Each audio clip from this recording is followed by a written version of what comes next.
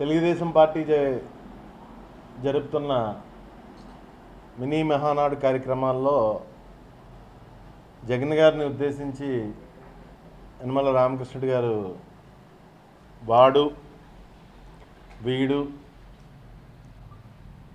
అని సంబోధించి మాట్లాడడం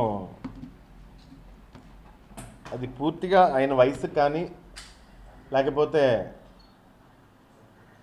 ఆయన చేసిన పదవులకు కానీ అది హుందాతనం అనిపించుకోదు. వాడు వీడు అని మాట్లాడడం అన్నది ఎవరన్నా మాట్లాడచ్చు, ఆయన్ని మాట్లాడచ్చు, లేకపోతే ప్రజెంట్ ముఖ్యమంత్రి గారిని కూడా అలాగా కించపరిచి ఎవరన్నా మాట్లాడచ్చు. కానీ ఒక రాష్ట్రానికి మాజీ ముఖ్యమంత్రి గారిని పట్టుకుని వాడు వీడు అని సంబోధించడం, ఏదో జగన్మోహన్ రెడ్డి గారి ఇంటికి 3,700 కోట్లు మద్యం తాలూకు డబ్బు వెళ్ళిపోయినట్టు, అదేదో ఈయన దగ్గరుండి చూసినట్టు, ఈయన లెక్కపెట్టి ఈయన పంపించినట్టు మాట్లాడడం చూస్తుంటే ఈ రాష్ట్రంలో గత 15-20 రోజుల నుంచి వారి సొంత మీడియా కానీ లేదంటే నిన్న ముఖ్యమంత్రి గారు దెబ్బలాడినట్టుకున్నారు మంత్రుల్ని ఏదో ప్లాన్తో, వాళ్ళ మంత్రులు కానీ మాట్లాడడం చూస్తుంటే చాలా హాస్యాస్పదంగా ఉంది.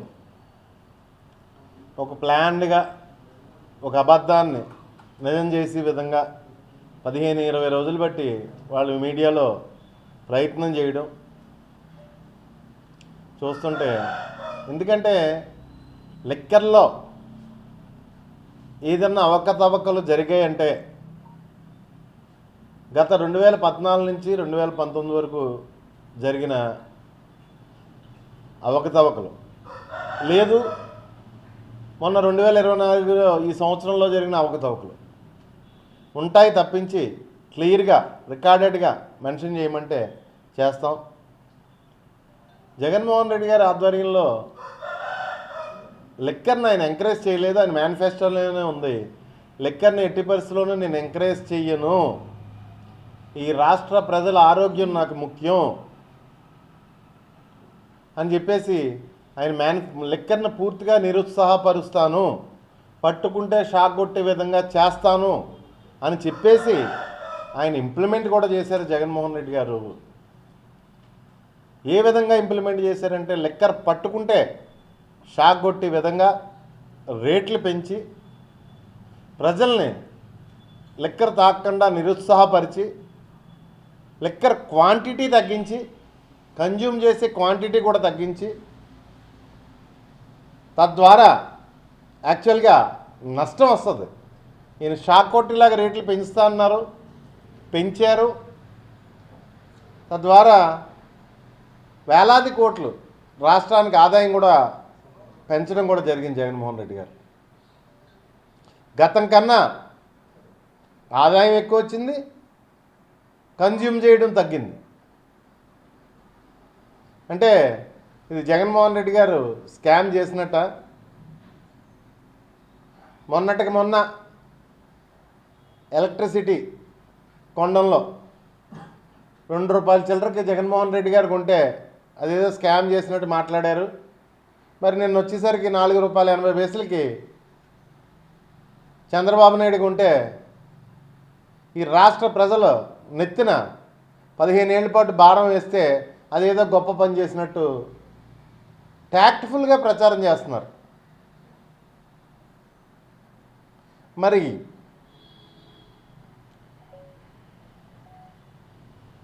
వీళ్ళ ఆలోచనలు కానీ వీళ్ళ ఆలోచన విధానం కానీ జగన్మోహన్ రెడ్డి గారి చుట్టూ ఉన్న వాళ్ళని అరెస్ట్ చేయడం లేదు.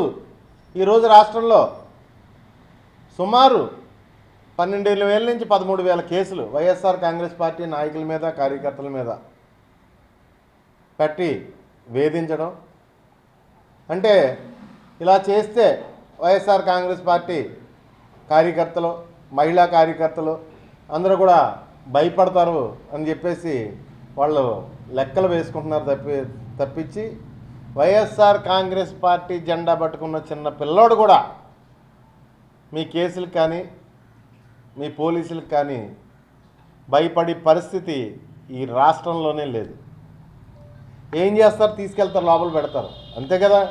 40 రోజులు పెడతారు, 50 రోజులు పెడతారు. న్యాయం అన్నది ఒకటి ఉంది. ఖచ్చితంగా బయటకు వస్తారు. మీరు ఏదైతే అప్పచెప్పారో అదే మళ్ళీ మీకు మళ్ళీ ఎన్నికల తర్వాత తగులుతుందని చెప్పేసి నేను ఖచ్చితంగా మీతో చెప్తున్నాను. ఇందులో మీ పోలీసుకి కానీ లేకపోతే మీ పేపర్లకు కానీ భయపడి కూడా ఎవడో వైఎస్ఆర్ కాంగ్రెస్ పార్టీలో లేడని చెప్పేసి మరొకసారి నేను తెలియజేసుకుంటున్నాను. అదేవిధంగా రామకృష్ణ గారు చంద్రబాబు నాయుడు కాంబినేషన్ 2 సార్లు రాష్ట్ర ఆర్థిక మంత్రిగా పనిచేశారు. 2 సార్లు ఈ రాష్ట్రాన్ని దివాళా తీయించే స్థాయికి తీసుకెళ్లిన గనులు రామకృష్ణ గారు, చంద్రబాబు నాయుడు గారు. ఆన్ రికార్డ్స్ మొన్న 2019లో ఎన్నికలు అయిపోయిన తర్వాత జగన్మోహన్ రెడ్డి గారు ముఖ్యమంత్రి అయిన వారం రోజుల లోపే మీరు ఇచ్చిన స్టేట్మెంట్సే, మా పేపర్లో కాదు, మీ ఈనాడు, మీ ఆంధ్రజ్యోతి పేపర్లోనే, మీ మీడియాలోనే ఆన్ రికార్డ్స్ ఖజానాలో 100 కోట్లు మాత్రమే ఉంది, జీతాలు ఇవ్వడానికి కూడా డబ్బులు లేవు అని చెప్పేసి మీరు గతంలో ఆర్థిక మంత్రిగా పనిచేసిన మీరే స్వయంగా స్టేట్మెంట్ ఇవ్వడం జరిగింది. ఈ రాష్ట్రాన్ని జగన్మోహన్ రెడ్డి పరిపాలన చెయ్యలేడు అని చెప్పేసి. ఒకటే ఈ రాష్ట్ర ప్రజలందరినీ నేను విన్నవించుకున్నది ఏంటంటే, అప్పుల గురించి ఈ లిక్కర్ స్కామ్ లాగే ఏమీ లేని దాన్ని గాలిని పోగు చేసి అప్పుల గురించి ఈ రాష్ట్రాన్ని ఒకసారి ప్రజలను విన్నవించుకుంటున్నాను. ఈ రాష్ట్రం విడిపోయిన తర్వాత వారసత్వంగా వచ్చిన అప్పు ఎంత? చంద్రబాబు నాయుడు 2014 నుంచి 19 వరకు చేసిన అప్పు ఎంత? సుమారు 3 లక్షల కోట్లు. రాష్ట్రం విడిపోయిన తర్వాత వారసత్వంగా 90,000 కోట్లు. 3 లక్షల కోట్లు అప్పుడు అప్పు చేసి కనీసం ఒక్క సంక్షేమ పథకం కానీ, తన ఎన్నికల్లో ఇచ్చిన హామీలు కానీ ఏమీ కూడా అమలు చేయలేదు. ఒక్కటి కూడా అమలు చేయలేదు. వాళ్ళ శ్రద్ధ అంతా చంద్రబాబు నాయుడు, ఆర్థిక మంత్రిగా ఉన్న యనమల రామకృష్ణుడు, గతంలో ఆర్థిక మంత్రిగా ఉన్న యనమల రామకృష్ణుడు శ్రద్ధ అంతా వాళ్ళ 45 ఏళ్ళ రాజకీయ జీవితంలోని 15 ఏళ్ళ అధికారంలోని వాళ్ళ శ్రద్ధ అంతా ఈ రాష్ట్రాన్ని దోచుకోవడం పైనే. వాళ్ళు పరిపాలన చేసిన 15 ఏళ్ళు చాలా పట్టుదలగా ఈ రాష్ట్రాన్ని దోచుకున్న పరిస్థితులు మనం చూసాం. చాలా పట్టుదలగా. మీరు గత 5 ఏళ్ళలో సంక్షేమ పరిపాలన చేసిన జగన్మోహన్ రెడ్డి గారికి మీరా పేర్లు పెట్టేది?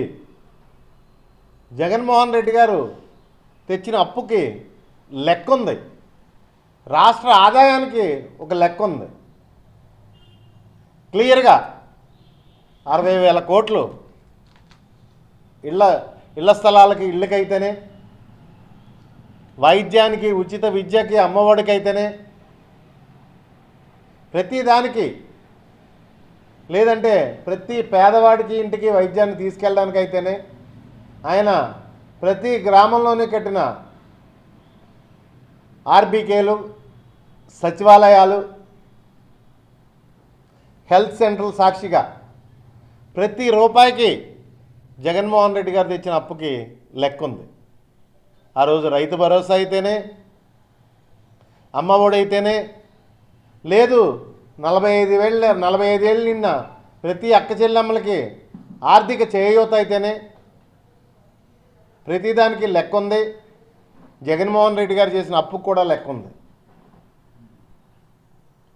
ఆయన హయాంలో 3 లక్షల కోట్లు అప్పు చేస్తే 2,75,000 కోట్లు డీబీటీ, నాన్ డీబీటీ ద్వారా రాష్ట్ర ప్రజలకు అకౌంట్లోకి, ప్రతి అకౌంట్లోకి వెళ్ళిన పరిస్థితి మనం చూసాం.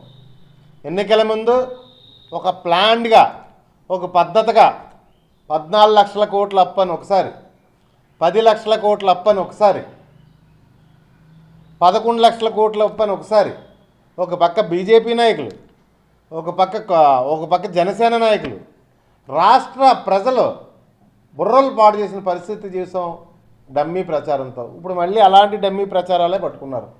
లిక్కర్ స్కామ్ అని చెప్పేసి 3,700 కోట్లు జగన్ గారు ఇంటికి వెళ్ళింది, మేమే లెక్కడి పంపించామని యనమల రామకృష్ణ గారు జగన్ గారిని ఏకవచనంతో మాట్లాడడం, ఒక మాజీ ముఖ్యమంత్రి గారిని పట్టుకుని ఏకవచనంతో మాట్లాడడం. మీ వయసు ఏంటి, మీ సంస్కారం ఏంటి, ఇదంతా నాకేం అర్థం కావట్లేదు. ఈ రాష్ట్రంలో జరిగే పరిపాలన ఏంటి? దయచేసి మీ వ్యాఖ్యలు, వాడు వీడు అని మాట్లాడిన వ్యాఖ్యలు దయచేసి మీరు వెనక్కి తీసుకోవాలని చెప్పేసి నేను మిమ్మల్ని కోరుతున్నాను. అదేవిధంగా ఈ రాష్ట్ర ప్రజలందరినీ కూడా తెలుగుదేశం పార్టీ విషయంలో జాగరూకతగా ఉండాలి అని చెప్పేసి, లేని గాలి పోగేసి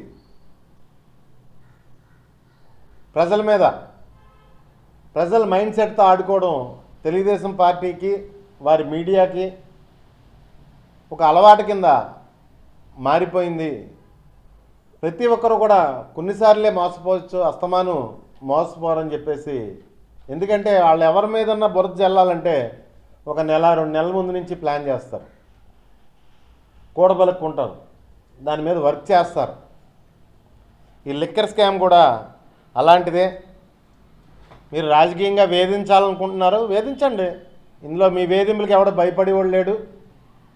మా వైఎస్ఆర్ కాంగ్రెస్ పార్టీ చిన్న పిల్లలు కూడా, జెండా పట్టుకున్న చిన్న పిల్లడు కూడా మీ వేధింపులకు భయపడేవాడు లేడు. మీకు అవకాశం ఉంది కాబట్టి జైల్లో పెడతారా, పెట్టుకోండి. ఉంటాం, 40 రోజులు ఉంటాం, 50 రోజులు ఉంటాం, వస్తాం కదా, లోపల ఉండిపోం కదా, బయటికి అయితే వస్తాం కదా. ఖచ్చితంగా వాటికి సమాధానం చెప్తాం. మరొక్కసారి ఈ రాష్ట్ర మాజీ ఆర్థిక మంత్రి మాటలు కానీ, లేకపోతే ఈ రాష్ట్ర అప్పుల విషయంలో కూడా ప్రజలు దయచేసి నిజాలు తెలుసుకోవాలని చెప్పేసి ఈ రాష్ట్ర ప్రజానీకాన్ని విన్నవించుకుంటున్నాను. ఈ వేధింపుల రాజకీయం అన్నది ఈ రాష్ట్రంలో ప్రజలందరికీ తెలుసు. ఏం జరుగుతుందో ఈ రాష్ట్రంలో రెడ్ బుక్ రాజ్యాంగం ఏ రకంగా నడుపుతున్నారో ఈ రాష్ట్ర ప్రజలందరికీ తెలుసు. ఖచ్చితంగా మేమే కనుక బదులు తీర్చుకోవాలనుకుంటే దానికేమి మీలా కుట్రల్లో కుతంత్రాలు మేమేం పన్నవసరం లేదు. చాలా క్లియర్గా ఉంటుంది. బెల్ట్ షాపులు అయితేనే, ఈ రాష్ట్రంలో కొత్తగా వచ్చిన బెల్ట్ షాపులు అయితేనే, లేకపోతే లిక్కర్ మాఫియా అయితేనే, ప్రతిదీ కూడా చాలా క్లియర్గా సాక్ష్యాధారాలతో సహా మీరే దొరుకుతారు. చాలా క్లియర్గా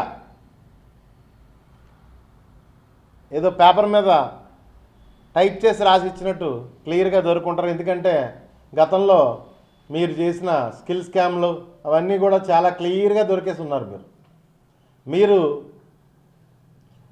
నిరపరాధి అని చెప్పేసి మీకు బెయిల్ ఇవ్వలేదు. మీ ఆరోగ్యం బాగాలేదు, లేదంటే మీ ఒంటి మీద దద్దుర్లు వస్తున్నాయి, మీ మలద్వారం దగ్గర పుండేసింది, ఈ విధమైన మీకు హార్ట్ అటాక్, గుండె జబ్బులు ఉన్నాయని చెప్పేసి ఈ విధమైన మెరిట్స్ మీద మీరు బెయిల్ తెచ్చుకున్నారు తప్పించి మీరు నిరపరాధని కానీ, లేదంటే మీరు తప్పు చేయలేదని కానీ ఏ కోర్టు బెయిల్ ఇవ్వలేదు. ఇక వేధింపులు అంటారా, రాజశేఖర రెడ్డి గారు చనిపోయిన కాడి నుంచి మాకు వేధింపులు అలవాటే. వైఎస్ఆర్ కాంగ్రెస్ పార్టీ వారికి మేమే పట్టించుకోవట్లేదు మీ వేధింపులు. ఇక జగన్ గారు ఏం పట్టించుకుంటారో నవ్వుకుంటారు మీ వేధింపులు చూసి. దయచేసి ఈ రాష్ట్ర ప్రజల బాబోగులు చూడండి. ముందు ఈ రాష్ట్రంలో పరిపాలన గాడిని పెట్టండి, ఈ రాష్ట్రంలో శాంతి భద్రతలు గాడిని పెట్టండి, ఈ రాష్ట్రంలో జరిగి విధ్వంసాలను గాడిని పెట్టండి. మీరు పరిపాలన వదిలేశారు. ఏ గుడిలో ఉత్సవం జరిగితే ఆ గుడి దగ్గర శవాలు, 4-5 శవాలు లేకపోతే 5-6 శవాలు తేలడం పరిపాటి అయిపోయింది ఈ రాష్ట్రంలో అని చెప్పేసి నేను తెలియజేసుకుంటున్నాను. దయచేసి మాజీ ముఖ్యమంత్రి గారిని ఏకవచన సంబోధన లేకపోతే ఆయన దూషించడం అది చేయకుండా మీరు పరిపాలన మీద దృష్టి పెట్టాలని చెప్పేసి కోరుకుంటున్నాను. అదేవిధంగా నియోజకవర్గానికి విషయానికి వస్తే నిన్న మొన్నట్లో చాలా కామెడీ జరుగుతుంది తుని నియోజకవర్గంలో. చాలా కామెడీ.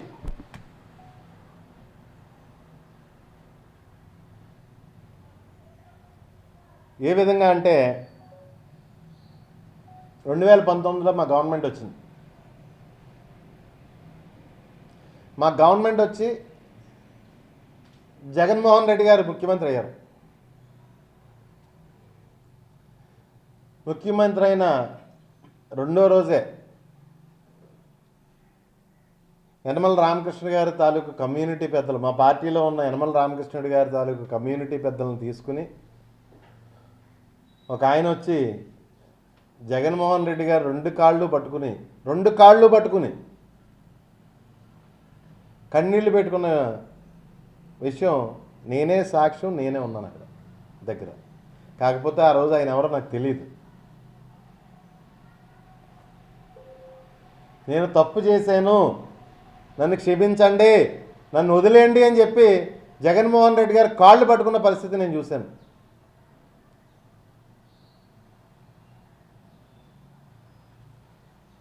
యనమల రామకృష్ణ గారి సొంత సామాజిక వర్గ నాయకులను తోడు తీసుకొచ్చి ఎందుకు పేర్లు బయట పెట్టడం, పెట్టి టైం వస్తే అలాగే బయట పెడతాం. పేర్లు బయట పెడతాం, వాళ్ళు చేసిన అవినీతులు బయట పెడతాం. ఆన్ రికార్డ్సే ఉంటాయి కదా, అన్నీ ఎప్పుడు చెరిగిపోవు కదా. ఆ పరిస్థితి వస్తే ఎప్పుడు ఎలాగైనా బయట పెడతాం. అంటే ఈరోజు నువ్వు అధికారంలో ఉన్నావని, మీరు అధికారంలో ఉన్నారని చెప్పేసి మాజీ ముఖ్యమంత్రి గారిని వాడు వీడు అని సంబోధిస్తున్నాడు. ఆ వాడు వీడు కాళ్ళు పట్టుకున్న పరిస్థితి మేము చూసాం, మా కళ్ళతో నేనే చూసాను. ఆ రోజు నేను అక్కడే ఉన్నాను. అదేవిధంగా ఈ 11 నెలల్లో 170 కోట్లు ఖర్చు పెట్టాం తుని నియోజకవర్గ అభివృద్ధికి. గత 5 ఏళ్ళలో చేసింది ఏమీ లేదు అని చెప్పేసి స్వయంగా పెద్దవారు మీరే మాట్లాడారు. మీరు అలా మాట్లాడితే నాకు ఒకటి గుర్తొచ్చింది. ఏంటి గుర్తొచ్చిందంటే, మొన్న ఈ మధ్యనే విజయవాడలో బుడమేరు వాగు వర్షాలకు పొంగి విజయవాడను ముంచేసింది. విజయవాడ మొత్తాన్ని ముంచేసినప్పుడు వాస్తవంగా కొన్ని వందల మంది చనిపోయారు. కానీ ఆన్ రికార్డ్స్ అది ఏదో సంఖ్య 30 మందో 28 మందో ఏదో చూపించారు. కానీ వాస్తవంగా అయితే కొన్ని వందల మంది చనిపోయారు. ఎందుకంటే 3 రోజుల వరకు అధికార యంత్రాంగం స్పందించలేదు. ఈ గవర్నమెంట్ 3 రోజుల వరకు స్పందించలేదు. స్వచ్ఛంద సేవా సంస్థలో మారుమూలకెళ్ళి బాధితులకు ఆహారం, మంచినీళ్ళు పంచిపెట్టిన తర్వాతే ఈ గవర్నమెంట్ రంగంలోకి దిగింది. బాధితులను 3 రోజుల వరకు ఆదుకోలేదు. ఎందుకంటే నేను క్లియర్గా చెప్పగలను, మా తాతయ్య గారి పేరునున్న ఫౌండేషన్ సంబంధించి కూడా కొన్ని వ్యాన్లు అక్కడికి వెళ్ళి మారుమూల బాధితులను ఆదుకున్న పరిస్థితి, వాళ్ళకి ఆహారం మంచినీళ్ళు ఇచ్చిన పరిస్థితి మేము స్వయంగా చూసాం, మేము స్వయంగా చేసాం. కానీ ఈ స్వచ్ఛంద సంస్థలు చేసిన కార్యక్రమాలు లేదు. పేదవారికి ఉపయోగపడాలి అనే మంచి మనుషులు చేసిన పనులు చంద్రబాబు నాయుడు ఏ రకంగా ఉపయోగించుకున్నాడంటే, వరదల్లో పులిహార పొట్లాలు పంచిపెట్టాం 3 రోజుల పాటు 300 కోట్లు అయిందని చెప్పి ఆయన ఖాతాలో వేసుకున్నాడు. ఆన్ రికార్డ్స్, ఇదే నేనే అబద్ధం చెప్పింది కాదు. 300 కోట్లు పులిహార పొట్లాలకు అయిందని చెప్పేసి రాసుకున్నాడు. అంటే మొన్న యనమల రామకృష్ణ గారు 170 కోట్లు తుని నియోజకవర్గానికి ఖర్చు పెట్టారంటే ఏమన్నా పులిహార కానీ 170 కోట్లు, ఈ 170 కోట్లకి ఏమైనా పులిహార కలిపి పంచిపెట్టారా అని చెప్పేసి నాకు అనుమానం వచ్చి ఆ విషయం ఎత్తుకున్నాను. ఇప్పుడు ఏమన్నా 170 కోట్లు తుని ప్రజలకి ఏమన్నా పులిహార కలిపి పెట్టారా అని చెప్పేసి వారు ఈ సంవత్సరంలో వాళ్ళు చేసింది ఏంటంటే, మేము పూర్తి చేసిన వాటర్ ట్యాంక్స్ అయితేనే, పనులు అయితేనే, అభివృద్ధి పనులు అయితేనే, మేము పూర్తి చేసిన వాటిని ఓపెన్ చేయడం వాళ్ళు చేస్తుంది.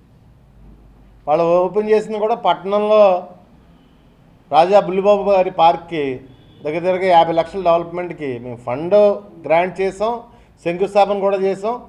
మా గవర్నమెంట్ అయిపోయిన తర్వాత మళ్ళీ శంకుస్థాపన చేశారు. లేదు, ఎలక్షన్ కోడ్ వచ్చిందని చెప్పేసి మేము ఓపెన్ చేయకపోయిన వాటర్ ట్యాంకులు కొన్ని, ఉదాహరణకు పట్టణంలో అది మరీ విచిత్రంగా ఉంటుంది. ఉప్పరగూడెంలో ఒక వాటర్ ట్యాంక్, అదేంటంటే మున్సిపాలిటీలో సరైన నిధులు లేక ఎలక్షన్ టైంలో అది పెండింగ్ ఉండిపోతే నా వ్యక్తిగత నిధులు ఖర్చు పెట్టి నేను ఆ ట్యాంక్ పూర్తి చేయితే అది ఓపెన్ చేసి దాన్ని ఎదుర్కొంటా నించొని డెవలప్మెంట్ గురించి మాట్లాడే పరిస్థితి మనం చూసాం. ఆ ట్యాంక్ ఓపెన్ చేసి మీ అభివృద్ధి ఏ విధంగా ఉంటుందంటే, యనమల రామకృష్ణ గారు అభివృద్ధి 45 సంవత్సరాలు బట్టి ఈ తుని నియోజకవర్గ ప్రజలు ప్రత్యేకంగా చూస్తున్నారు, గమనిస్తున్నారు మిమ్మల్ని. వేరే తుని మండలం, కోటనందూరు మండలం లేదా తొండంగి మండలం, తుని టౌన్ గురించి ఏం మాట్లాడి నేను మీ గ్రామం గురించే మాట్లాడతాను. నేను రాజశేఖర్ రెడ్డి గారు వచ్చే వరకు కూడా మీ సొంత గ్రామంలో ఒక్క స్కూల్ లేదు. రాజశేఖర్ రెడ్డి గారు వచ్చి స్కూల్ శాంక్షన్ చేశారు 5th to 10th వరకు. స్కూల్ శాంక్షన్ చేస్తే బిల్డింగ్ శాంక్షన్ చేయలేదు. ఇప్పుడు దాకా ఆ స్కూలు ఒక కొట్టుగదులు లాంటి దాంట్లోని, పూరిపాకల లాంటి దాంట్లోని నడుస్తుంది. ఈరోజు కూడా దాంట్లోనే నడుస్తుంది. ఏవీ నగరంలో వైఎస్ఆర్ కాంగ్రెస్ పార్టీ ప్రభుత్వం వచ్చిన వెంటనే నాడు నేడులో భాగంగా ఒక హై స్కూల్ కట్టి పూర్తి చేసాం. కానీ మేము ఓపెన్ చేయలేదు, కంప్లీట్ చేసేసాం. ఎలక్షన్ కోడ్ రావడంలో మేము ఓపెన్ చేయలేదు స్కూలు. కానీ నువ్వు ఓపెన్ చేస్తే ఆ పేరు ఎక్కడ మాకు వస్తుందో అని చెప్పేసి సంవత్సరం నుంచి ఆ స్కూల్ ఓపెన్ చేయలేదు. ఈరోజు కూడా ఆ పిల్లలు ఆ కొట్టుగదిలో మగ్గిపోతున్నారు. మీ గ్రామంలో, మీ సొంత ప్రాంతంలో ఉన్న పిల్లలు, నీ సొంత ఊర్లో ఉన్న పిల్లలు. నేను ఒకటి రిక్వెస్ట్ చేస్తున్నాను, వీళ్ళనే ఏకవచన సంబోధన కాకుండా ముందు వెళ్ళి ఆ స్కూల్ ఓపెన్ చేయండి దయచేసి. ఎందుకంటే ఫర్నిచరు, డిజిటల్ లైబ్రరీలు, డిజిటల్ క్లాస్ రూమ్లు అన్నీ పూర్తయిపోయింది స్కూల్. అది వైఎస్ఆర్ కాంగ్రెస్ పార్టీ జగన్మోహన్ రెడ్డి గారి ఆధ్వర్యంలో నీ సొంత ఊరు ఏవీ నగరంలో కట్టిన స్కూల్ అది. పిల్లలు మగ్గిపోతున్నారు. పూరిపాకల్లోని, కళ్యాణ మండపంలోని చదువుకుంటా. నువ్వు ఈ నియోజకవర్గ డెవలప్మెంట్ గురించి సొల్లు కబుర్లు చెప్తుంటే ఈ నియోజకవర్గ ప్రజలు ఆలకించాలి.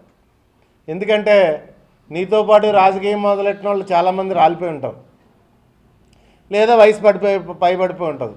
ఇప్పుడు అంతా యువకులు. ఈ యువకులకి ఏం తెలియదు కదా, నేను ఏ సోజు చెప్పినా, ఏ సోలు చెప్పినా నమ్మేస్తారు కదా అని చెప్పేసి నువ్వు ఏదో ఒకటి చెప్పేస్తా ఉండొచ్చు. తుని ప్రజలు అంత అమాయకంగా ఏం లేరు, అంతా గమనిస్తున్నారు. కంగారు పడకండి, అంతా గమనిస్తున్నారు తుని ప్రజలంతా. తునిలో ఏం జరుగుతుందో, తుని నియోజకవర్గంలో ఏం జరుగుతుందో అంతా గమనిస్తున్నారు. పెద్దలు రామకృష్ణ గారు, కంగారు పడకండి. ఇంకా మాట్లాడాలంటే చాలా చెప్పచ్చు నేను. కానీ ఇంకొక మాట, ఎన్నికల్లో మేము మేనిఫెస్టో, తుని నియోజకవర్గానికి ఒక మేనిఫెస్టో తయారు చేశారు. మీకు ఒకసారి గుర్తు చేస్తున్నాను. తీర ప్రాంత ప్రజలందరినీ కూడా మోసం చేశారు మీరు. ఏ రకంగా మోసం చేశారు తెలుసా? పరిశ్రమల నుంచి ఒక రేషన్ కార్డుకి 15,000 నేను ఇప్పిస్తాను, నాది బాధ్యత. ఒక రేషన్ కార్డుకి 15,000 రూపాయలు పరిశ్రమల నుంచి నేను ఇప్పిస్తానని చెప్పేసి ఎన్నికలకు ముందు ఆ ప్రజల దగ్గర రేషన్ కార్డులు అన్నీ కలెక్ట్ చేశారు. మీ పార్టీ కార్యకర్తలను ఉపయోగించి, నాయకులను ఉపయోగించి తీర ప్రాంత ప్రజలందరి దగ్గర అని. మరి సంవత్సరం అయిందే, మరి ఒక రేషన్ కార్డుకి 15,000 రూపాయలు మీరు ఇప్పించాలి ఆ పరిశ్రమల దగ్గర నుంచి. ఆ మాటలు చెప్పి మీరు ఆ ప్రజలను ఉపయోగించుకున్నారే, మరి ఎందుకు ఇప్పించలేకపోతున్నారు మీరు? అంటే మీరు ప్రజలను మోసం చేసినట్టే కదా. ఏదో చెప్పేద్దాం, ఏదో అసత్యం మాటలు మాట్లాడేద్దాం, అసత్యం మాటలు మాట్లాడేస్తే ప్రజలు నమ్మేస్తారు అని రకరకాల మాటలు. ఒకరంటారు 1000 మంది పారిశ్రామికవేత్తలను తయారు చేస్తానని ఒకసారి అంటారు, ఇంకోసారి తుని హైటెక్ సిటీ చేస్తానంటారు, లేదు మీ మహానాడులో తీర్మానాలు.